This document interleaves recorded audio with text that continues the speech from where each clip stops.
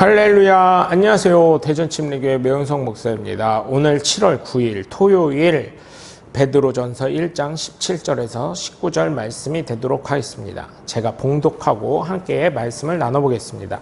외모로 보시지 않고 각 사람의 행위대로 심판하시는 이를 너희가 아버지라 부른즉 너희가 나그네로 있을 때를 두려움으로 지내라. 너희가 알거니와 너희 조상이 물려준 헛된 행실에서 대속함을 받은 것은 은이나 금같이 없어질 것으로 된 것이 아니요 오직 흠없고 점없는 어린 양 같은 그리스도의 보배로운 피로 된 것이니라. 아멘. 하나님을 공정하시다라고 생각하지 않는 사람들이 있습니다. 물론 그렇기 때문에 예수님을 믿지 않는 것이죠. 이기적이고 차별주의적이라고 생각을 합니다.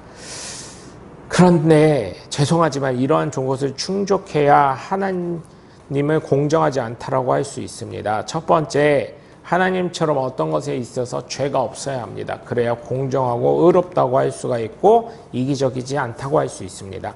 두 번째, 하나님처럼 하나밖에 없는 자녀의 생명을 내어주셔야 됩니다. 이거는 사람이 어떤 누구도 할 수가 없는 것입니다.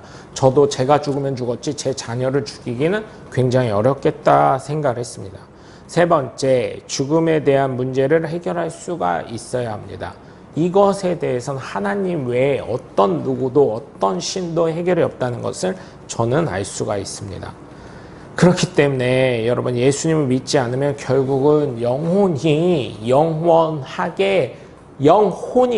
영원하게 지옥에 갈 수밖에 없다는 것을 기억하셔서 예수 그리스도를 믿으시길 주님의 이름으로 부탁을 드립니다.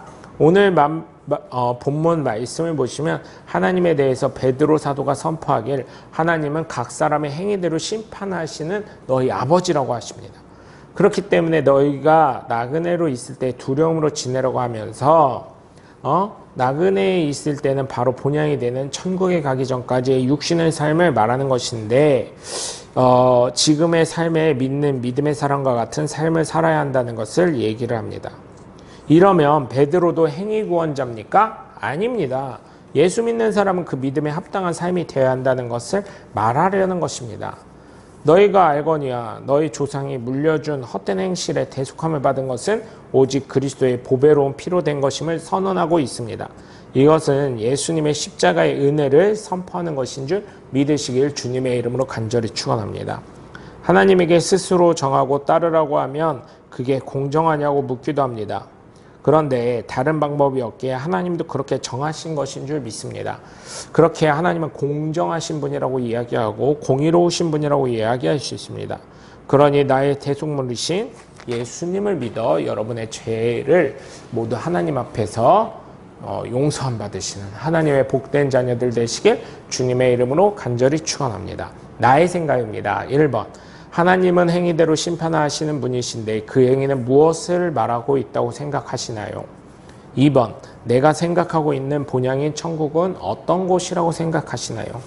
3번, 내가 예수님의 십자가 사건으로 대속함을 받고 난 후에 어떻게 해야 하겠습니까? 한 주간도 고생하셨습니다, 여러분.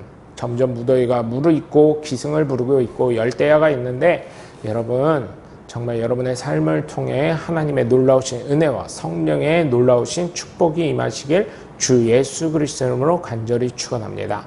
한 주간도 고생하셨습니다. 감사합니다. 저는 대전침례교회 매운성 목사였습니다. 샬롬.